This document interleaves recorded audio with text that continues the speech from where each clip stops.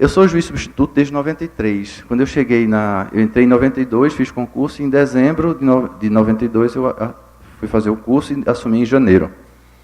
Então, eu sou um juiz do estatuto. Eu não tive a experiência de vivenciar o Código de Menores, que teve vigência de 79 até 89. Então, eu sou um juiz que nasceu já com o estatuto, a minha cabeça é modulada pelo estatuto. Em 98 eu cheguei ao Recife, e ao chegar em Recife, em 99 eu já fui para a Vara da Infância, em 99. Em 2005 eu fiquei juiz titular. Em 2009 houve a criação do programa Mãe Legal, e hoje nós estamos, agora em outubro, completando 5 anos de experiência desse programa, que nós vamos conversar hoje sobre ele. Então essa é a parte cronológica. Vamos adiante, por favor. De 99, quando eu cheguei, até 2005, e aí eu falo daquilo que eu vivenciei, que eu posso constatar. A gente sempre trabalhava com as ações de destituição do poder familiar nessa expectativa. O objetivo do trabalho era a adoção de crianças. As ações de destituição do poder familiar não se pautavam pelo esforço da justiça em reintegrar as crianças às suas famílias biológicas. Elas se pautavam muito mais em destituir. E a gente diz muito que era como se a justiça tivesse numa linha de montagem para produzir crianças para adoção nacional e, à época, para adoção internacional. O que gerou alguns escândalos na mídia, em alguns estados, em algumas capitais, pelo excesso dessa perspectiva de fazer, de fato, uma destituição a partir do entendimento que a pobreza era motivo suficiente para que as mulheres não exercessem e as famílias não exercessem a guarda, o sustento e a educação das crianças, que é o poder familiar. E hoje o Estatuto vem, desde 90, dizendo exatamente o contrário, que a pobreza, a falta de recursos econômicos não pode ser fundamento, não pode ser motivo para a destituição do poder familiar. Mas só que a gente sabe que é um pano de fundo. Por trás de maus tratos, por trás de negligência e às vezes até do abandono, a gente tem um pano de fundo que é a pobreza. Não a pobreza em si mesmo, mas as consequências que a pobreza traz. A ausência da informação, a falta de autonomia como cidadã, e todas as demais consequências que levam ao enfraquecimento do exercício da vontade, né, do exercício de suas decisões mais independentes. Então, havia uma negação completa ao conflito da genitora, a tragédia, doutor Mignoni. Havia uma negação, era o não a esse conflito. Então, não havia um olhar para essas mães. Essas mães chegavam muito humilhadas, quando a gente conseguia citar, e que elas tinham coragem de comparecer à justiça, muitas vezes não faziam uma defesa muito boa, porque no nosso estado nós temos uma defensoria que ainda sofre com a ausência de autonomia financeira, autonomia política, uma autonomia institucional. Ela é ligada ao Poder Executivo e são poucos defensores para um trabalho imenso, árduo, e os defensores ficam, às vezes, fazendo 2, 3 audiências ao mesmo tempo e não conseguem, muitas vezes, dar um atendimento em que possa fortalecer essa defesa. Então, as mães chegam, muitas vezes, numa situação de desigualdade, né? E a gente diz muito lá em Recife que, em alguns processos, nós temos quase todos eivados de inconstitucionalidade pela ausência de equilíbrio entre as partes, a partir dessa deficiência institucional que, muitas vezes, é apresentada ali na representação da defensoria da parte. Então, há uma negativa desse conflito da genitora, havia, né? A partir de 2005, nós começamos a tentar, a partir da normativa internacional, de algumas convenções internacionais e da nossa Constituição Federal e do Estatuto da Criança e Adolescente, trazer essa visão mais de gênero e essa escuta da figura feminina, a escuta da mulher. Isso foi uma contribuição muito grande da psicologia, né? Porque a psicologia nasce com a escuta feminina, né? Freud, no século XX, quando ele lança a sua primeira tópica e lança o seu primeiro trabalho, foi a partir de uma escuta das mulheres. Então, a psicologia tem essa história inicial de ouvir as mulheres. E as nossas psicólogas presentes, elas, lá na segunda vara, estavam sempre ali, anunciando e dizendo para mim que, olha, nós precisamos fazer uma escuta. Essas mulheres estão sendo maltratadas pela justiça, são brasileiras, são cidadãs, são mulheres que estão dentro de uma família, já é o 3º, 4º filho dela, aqui nesta vara. Então ela está em série entregando seus filhos. Precisamos fazer um trabalho preventivo. O que está acontecendo no Brasil, nessa família, na rede de saúde, a laqueadura de trompas, o encaminhamento dessa mulher para um atendimento. Como é que está essa retaguarda social? A justiça não pode ficar cega e se prender dentro do processo. E nós, da justiça, nós temos uma escola de direito que muitas vezes nos traz dificuldades para esse diálogo com outras ciências, né? O direito nasce de uma postura, de uma formação de Estado. Nós temos um positivismo jurídico, que é o nosso berço, né? E o positivismo filosófico, que foi posto, né, a partir do século XIX. E nós, como ciência do direito, nascemos dentro dessa epistemologia, né? É um conhecimento pautado em si mesmo e nasceu como uma entidade fechada, que se bastava, que se resolvia em si mesmo. Sem lacunas, não era assim que a gente aprendia, né, desembargador? Sem lacunas. O direito não há lacunas, ele é redondinho, perfeito. E aos poucos, os novos debates no mundo inteiro, na Alemanha, nos Estados Unidos, na Argentina e no Brasil, principalmente a partir da década de 80, as escolas começaram a trazer essa perspectiva de que o direito tem lacunas. E essas lacunas são preenchidas exatamente com essas novas perspectivas. O direito começou a ter lacunas e abrir espaços para complementações interdisciplinares. A gente aprende, por exemplo, no direito, o professor de processo civil diz, o que não está nos autos não está no mundo jurídico. Que o juiz só pode trabalhar dentro do limite do que está dentro dos autos. Pode estar acontecendo um fato na imprensa, na mídia, rigorosamente seria essa a interpretação. Mas se alguém não informar, se o advogado não trouxer aquela informação nos autos, eu não posso me manifestar sobre ela.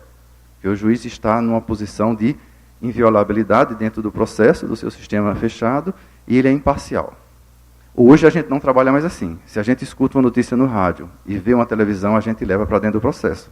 E a gente, de ofício, busca aquela informação para trazer para o processo. Então, é esse modelo que vai trazendo essas alterações. Se há lacunas no direito, há também espaço para que a ciência se complemente. Como eu disse, não havia política de gênero, e lá em Recife a gente criou, em 2002, o Núcleo de Apoio à Reintegração Familiar. Esse foi o berço do Programa Legal. Hoje o Programa Legal está em outro núcleo, porque esse núcleo não existe mais. Mas a gente começou a fazer reintegração familiar. Quem são essas mulheres que estão perdendo seus filhos para a adoção? Ou porque já entregaram há mais de 5 anos, desde que nasceu, ou porque abandonaram, ou porque cometeram crimes de maus tratos, negligência. Mas quem são essas mulheres? E a gente começou a ter esse recorte de gênero. E aí surgiu a preocupação sexista e até feminista de algumas profissionais nossas em que a justiça tomasse uma posição definida e participasse desse modelo, né, de evolução de um movimento feminista mesmo, de proteção à mulher, né, de uma visão matriarcal daquela realidade. Vamos adiante, por favor? E ainda começamos a fazer essas análises, e aí veio realmente a análise da instituição, quem somos nós, qual o objetivo, o que é que o direito traz, nós somos apenas um direito estrutural, ou qual é a nossa perspectiva sociológica, porque o direito e a sociologia estão bem próximas. É a primeira ciência mais próxima que vem preencher essas lacunas, não é a psicologia, não é o serviço social, é a sociologia. E quem somos nós? Né? Como nós podemos dizer para que nós servimos, para que serve o direito, não como funciona o direito. E essa perspectiva a gente começou a fazer um debate e chegamos aos personagens, quem são essas mulheres, a questão da etnia, da cor, da classe social, do bairro onde mora, onde ela está inserida, se no bairro tem atendimento de saúde básica, onde ela está inserida. Então, são características, como o desembargador disse, vamos trabalhar os casos concretos, vamos trabalhar a realidade específica, não numa tese, numa visão genérica do direito, de arrogância, e principalmente, desembargador, como eu costumo dizer, de um ecletismo vulgar, fofo, modelo Rui Barbosa, aqueles discursos prolongados, né, todos em cima da pedra vermelha do anel do bacharel em direito. Então, a gente precisa realmente voltar e entender o que está acontecendo com o Poder Judiciário, essa reforma do Judiciário, essa perspectiva de justiça mediadora, justiça acolhedora, uma perspectiva de reforma mesmo do Judiciário. Né? Hoje está exigindo que todos nós, as equipes, os profissionais de secretaria, de cartório, a gente tenha uma mudança de paradigma, e é uma mudança política. E essa mudança já está dentro do CNJ. O CNJ tem esse discurso permanente, né, de reforma do judiciário, de que o judiciário seja adaptado a essa realidade, essa exigência que a população está fazendo, as manifestações de rua estão aí reclamando de tudo, E estão também reclamando da gente. Quando reclama de tudo, reclama também da gente. E nós estamos fazendo essas reflexões. Uma das reflexões que eu faço é de que nós somos desembargador, uma instituição desembargadora, alienadora. Por mais que a gente tenha um esforço de estar próximo à população, de ter um diálogo próximo, de fazer programas de cortesia, simpatia, sorrisos, a gente ainda tem uma distância. Veja a nossa roupa, como é alienadora. Veja o nosso discurso, a nossa fala, a nossa arquitetura, a nossa decoração, a nossa linguagem, a liturgia de uma sala de audiência. As pessoas entram numa sala de audiência e não sabem nem o pronome de tratamento que deve se dirigir ao juiz. Não sabe a hora de falar, como falar. Então existe um modelo que é alienador da sociedade. E isso é uma violência. É uma forma de violência, uma violência simbólica e muitas vezes factível na medida em que a pessoa se sente numa situação constrangedora para decidir sua vida. Aquele magistrado vai decidir sua vida. O magistrado não deu nem bom dia para a pessoa. O magistrado nem olhou nos olhos. Nem se apresentou. Olha, eu sou o juiz, eu me chamo Hélio, aqui a promotora se chama Ana Maria, nós vamos começar a audiência, esse processo é um processo disso, as questões controvertidas são essa e essa. Podemos começar a audiência? A pessoa, sim, podemos começar. Como é seu nome? Olha, eu li tudinho aqui, eu estou sabendo sobre a sua vida. Um mínimo de educação formal, muitas vezes nós somos treinados para não fazer. Para ficar mais alto, em um modelo imperativo, que é uma retaguarda do direito. O direito, às vezes, necessita dessa perspectiva de autoridade, e é essa reforma que passa por esses detalhes todos que nos levam a uma perspectiva diferente. Aí o direito cresce, o direito ganha em legitimidade quando se aproxima das demais ciências e quando começa a trabalhar nessa perspectiva. E aí vem a questão dessas relações sociais estabelecidas dos personagens com o judiciário. E depois a gente vai falar sobre isso, né, Cláudia? O novo olhar dessa população lá em Recife para nós, que foi uma mudança a partir do nosso olhar para eles. Se eu te olho diferente, se eu te acolho, o teu olhar vem de volta. É uma retribuição que acontece aí na natureza humana. E aí a gente entra na questão da ideologia. É ideologia, é luta de poder. Que tipo de poder? Né? Nós estamos vivendo um país democrático, nós somos um país democrático, mas a instituição do Poder Judiciário é democrática? Estão aí diversas críticas ocorrendo sobre a questão da democracia dentro do Poder Judiciário. Já se discute eleições diretas, né, para alguns cargos importantes dentro do Tribunal de Justiça.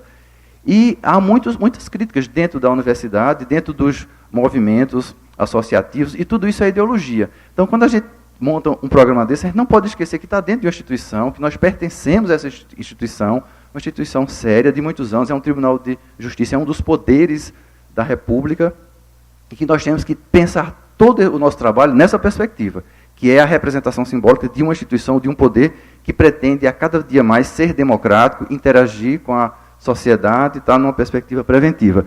E aí nós caímos aí nos direitos sexuais e reprodutivos, que são direitos humanos. E essa seara é imensa, né? Então o programa ele nasce nesse berço aí dos direitos humanos e direitos sexuais e reprodutivos. E aí entra a psicologia, e aí entra o serviço social e as demais ciências, a medicina, a enfermagem, o que são direitos sexuais e o que são direitos reprodutivos. Na nossa Constituição isso está de forma lacônica, no Estatuto também está de forma lacônica. Até porque quando nós vamos falar de direitos sexuais, vamos falar de sexo, nós somos lacônicos. Por conta da repressão, por conta da contenção dos impulsos, nós somos lacônicos, falamos pouco, temos vergonha de falar.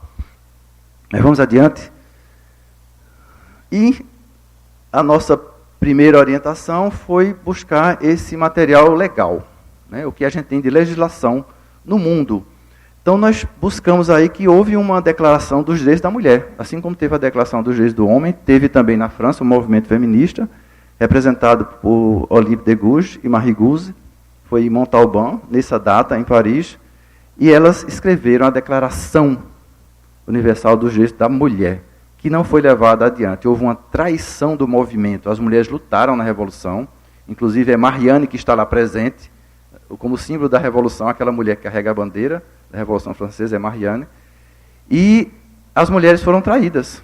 Não entrou na Declaração dos Homens aquilo que foi discutido nos comitês revolucionários, lá em Paris. Vamos ver qual é o texto.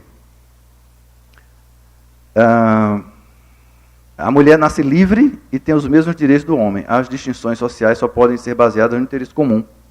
Essa é uma revolução. Distinção social só baseada no interesse comum. Essa é a maior reviravolta de paradigma. Não há distinção social baseada em questão de gênero, em questão que não seja do interesse comum. Então, isso faz uma grande mudança. Esse artigo não entrou. Eu só vim descobrir esse artigo que eu fui estudar, fui pesquisar. A gente não conhece. Mas é a declaração na versão feminina, o segundo artigo. O objetivo da associação política é a conservação dos direitos imprescritíveis da mulher e do homem. Esses direitos são a liberdade, a propriedade, a segurança e, sobretudo, a resistência à opressão. Então, é o primeiro documento feminista, um documento legal, um texto que não foi publicado, não foi considerado, mas ele existe. Está lá, historicamente registrado, é um fato histórico. Vamos adiante, que eu já sei que o horário é curto. As Nações Unidas incorporaram essa perspectiva de gênero, né? E aí entra no planejamento familiar, na implantação e no monitoramento dessas políticas públicas, a fim de promover as condições de vida e saúde para as mulheres. Essa perspectiva de gênero é uma resposta ao movimento feminista, sim. Os homens, nós homens, estávamos muito bem acomodados na situação posta socialmente para as relações familiares, para as relações sociais. São as mulheres que saem do lugar do desconforto. É somente no lugar do desconforto que surge a força de uma revolução, a força de uma dinâmica, de uma direção para uma luta. E a gente deve aí essa recomendação de perspectiva de gênero em todas as políticas públicas a partir desse outro documento que é das Nações Unidas. Vamos adiante. E aí nós vamos para os direitos sexuais e reprodutivos. Eu fiz esse recorte e já pulei para o que interessa para a gente. Porque quando a gente cuida... Opa, muito obrigado. Quando a gente fala do direito da mulher de não ser mãe, parece uma coisa esquisita, né? Onde eu ouvi falar isso? Direito da mulher não ser mãe, mas toda mulher não quer ser mãe? Que coisa sem sentido, isso não faz parte do direito. Mas aí a gente vai buscar, nessa perspectiva de direitos sexuais e reprodutivos, o exercício da mulher de dizer, eu não quero me filiar àquela criança. Não é que eu quero entregar para a adoção. Entregar para a adoção é uma consequência de uma decisão que ela tem, de um não desejo, ou de um desejo de uma direção diferente ao desejo da filiação. E esses direitos sexuais englobam exatamente isso, porque direitos sexuais e direitos reprodutivos, como base dos direitos humanos, estão dentro do planejamento familiar. Planejar quantos filhos eu quero ter e quantos filhos eu não quero ter ou não quero ter filhos. Essa perspectiva do direito fazer uma interpretação diferente, de fazer um arco hermenêutico, ela começa com um autor chamado Gadamer. Para quem é do direito, quem é da parte de filosofia, deve ter trabalhado muito Gadamer. E a gente faz uma interpretação num arco hermenêutico. Socialmente, o lugar comum é que o nosso direito é o que está escrito na lei, né? No senso comum é isso. Mas a lei é apenas um instrumento de trabalho. O direito existe independente de estar escrito num texto legal, numa lei ordinária, na Constituição. Existe o direito que surge aí a partir de princípios. E são os princípios que a Constituição garante. E esses direitos sexuais e reprodutivos são todos baseados, primeiramente, nesses princípios. Existe um autor, que é Hans Kelsen, quem é do direito também conhece, e que ele fala da norma fundamental. E de onde essa norma fundamental, dela nasce, inclusive, as constituições. E nós, para alcançarmos na interpretação a norma e o princípio que está contido dentro da norma, nós precisamos interpretar a lei. A lei é um instrumento para a gente alcançar essa norma. Se a lei não é capaz disso, nós temos que usar outros recursos. E a lei nos autoriza a usar outros recursos. Equidade, aplicação concreta ao caso, e a interpretação que a gente chama de interpretação emancipatória. Essa terminologia emancipatória é de Boaventura Santos, que é um sociólogo português que trabalhou muito tempo aqui no Brasil, e ele traz essa perspectiva de ler esses textos que a gente está lendo, procurando se emancipar na perspectiva de não estar só com o direito, a leitura a partir do olhar de outras ciências. Mais ou menos como se fosse, vamos comparar, fazer uma brincadeira. A lei seria como se fosse um bisturi para o médico. Então, o bom médico pega o bisturi e salva vidas e faz uma excelente cirurgia. O médico ruim pega o bisturi e leva à morte. Então, digamos que o advogado, o promotor, o juiz, se não souber lidar com a lei, ele vai provocar um grande estrago também na cidadania, nos direitos. Mais ou menos uma comparação grosseira, mas é como se fosse isso. Então, direitos são humanos, são universais, são interdependentes e são indivisíveis. Então, a perspectiva da mulher de dizer qual é esse direito da mulher de, no seu planejamento familiar, dizer eu não quero ser mãe, e não ser apontada, não ser responsabilizada. Essa é a base legal, né, dessa direitos humanos, universais, independentes e indivisíveis. Vamos adiante? No debate a gente pode retomar tudo isso, gente. Direitos sexuais são... exatamente, o que é direito sexual? É direito de fazer sexo? Sim, também é, por que não? É direito ao prazer, é o direito à felicidade, é o direito à harmonia física, emocional, social, ao universo da humanidade. Sim, são direitos que permitem ao ser homem vivenciar a sexualidade com prazer e sem discriminação, independente de cor, etnia, religião, situação econômica, idade, condição física, estado civil, sexo e orientação sexual. Isso está na Constituição. Fazendo a interpretação emancipatória do ponto de vista de entender que na Constituição não está só direito, tem sociologia, antropologia, psicologia, serviço social, sociologia está presente. Né? Então, nós, profissionais do direito, precisamos fazer essa leitura nessa perspectiva. E aí é sexualidade com prazer. Sexualidade com prazer, que vem a partir do desejo, implica em uma reprodução? Às vezes sim, às vezes não. Se houver a reprodução, implica nos vínculos sobre o resultado dessa reprodução, que é a maternagem e a paternagem, que é a guarda, o sustento e a educação que interessa para o direito. Quando a gente fala na linguagem da psicologia, a gente tem que fazer essa interdisciplinariedade. Falar em desejo, falar em prazer, em sexualidade com prazer, falar em reprodução e falar em filhos, em maternagem, implica em exercício do poder familiar, planejamento familiar. É linguagem jurídica da Constituição Federal. E aí nós vamos numa discussão que é uma discussão sem fim. Sexualidade com prazer. Não sexualidade para a reprodução, não sexualidade com a obrigação de manter uma relação conjugal.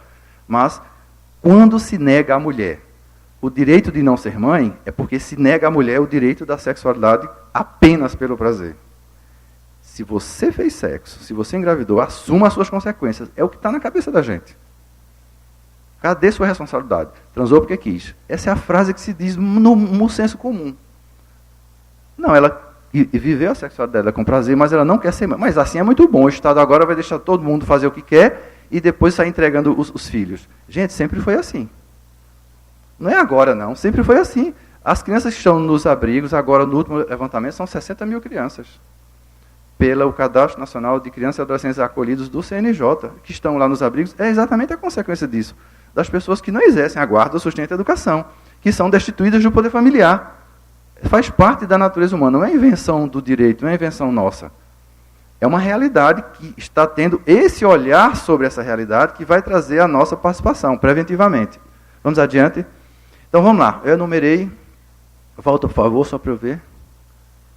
17 direitos, eu enumerei 17, vamos lá. Primeiro, vivenciar a sexualidade independente da reprodução, já falei, expressar livremente o desejo sem culpas e medos, ter acesso à informação e métodos de prevenção das DST e AIDS, ter acesso à informação e a métodos para evitar gravidez indesejadas, ter acesso à orientação sobre a saúde e a sexualidade, vivenciar o prazer sexual, independente do ato sexual com penetração, ter respeitado os princípios de igualdade, diversidade, integridade corporal e autonomia pessoal. Daqui a pouco a gente vai para o 8º. Mas veja que aí a gente já tem a descrição, né, do que são esses direitos. Não é simplesmente ter relações sexuais. Existe todo um exercício de cidadania e todo um exercício em que interage, lembra das relações institucionais que eu coloquei, sociais, aquelas reflexões iniciais? Isso está sempre dentro desse contexto de ideologia, da postura do Estado, da rede de saúde, é o direito à saúde. Então tem que ter toda a informação, proteção, métodos, atendimento, pílula do dia seguinte, preservativos, enfim, é todo um composto que está fora do Poder Judiciário, que está na saúde, mas está interligado com o exercício desse direito. E nós temos que saber, a normativa hoje do Ministério da Saúde, gente, é extensa. É tanta norma, é tanto direito que a gente lê e não acaba nunca. Quem mais produz normativa é o Ministério da Saúde. E todos, inclusive, regulamentando situações jurídicas. Por exemplo, nós não temos uma lei sobre reprodução assistida, e está em direitos reprodutivos, sexuais e reprodutivos. Não existe uma lei no Brasil. Nós somos legislados através de uma resolução do Conselho Federal de Medicina que diz como é que as clínicas de reprodução assistida devem atuar. É um contrato civil. Você chega lá, olha, eu são 2 homens, 2 mulheres, ou é um homem ou uma mulher, e a gente quer fazer uma inseminação, vai ser o meu óvulo, é um óvulo cedido, enfim, você faz um contrato civil. Quando a criança surge, um sujeito de direitos, o nascimento com vida, que tem todo o seu feixe de direitos e deveres, aí vem a participação do direito. E agora? Eu registro o nome de quem? Vou pedir ao juiz para registrar, como é que é? O contrato civil que foi feito lá com a clínica, a partir de uma resolução, é quem me dá o direito de ir direto no cartório e registrar a criança no meu nome. não precisa entrar com um papel na justiça. Então, tem uma normativa que está fora do nosso conhecimento, que diz respeito ao nosso trabalho diário, das ações que estão no judiciário. E essa normativa é extensa, a gente trouxe um pouquinho dela. Então vamos lá para o 8º. Viver e expressar livremente a sexualidade, sem violência, discriminações e imposições, escolher o parceiro ou a parceira sexual, tem algumas coisas que são óbvias, né? Viver plenamente a sexualidade sem medo, vergonha, culpa e falsas crenças, e viver a sexualidade independente do estado civil, escolher se quer ou não ter relações sexuais, educação sexual e reprodutiva e seu planejamento reprodutivo. Vamos adiante. Mais uma vez, expressar livremente, já estava dito lá, a perspectiva heterossexual, homossexual, bissexual, relação sexual independente da reprodução, já foi falado, sexo protegido e serviço de saúde que garantam a privacidade, sigilo e atendimento de qualidade sem discriminação. São 17. Se a gente for para cada um deles começar a desmiuçar tudo isso, envolve uma legislação muito grande da saúde, como eu já disse, e sempre numa ponte, numa ligação dessa interpretação, né, desse arco hermenêutico, com a legislação que nós do direito trabalhamos, que é o Código Civil, o Estatuto da Criança e do Adolescente e a Constituição Federal. E, em alguns casos, o Código Penal, né? Porque aí o Código Penal vai entrar em muitas situações. Vamos adiante. Direitos reprodutivos. O que são esses direitos reprodutivos? Todo indivíduo e todo casal tem o direito de decidir livremente e com responsabilidade se querem ter filhos, quando querem ter filhos, quantos filhos querem ter, a parceira ou parceiro com quem querem ter filhos. Vamos lá, são 8.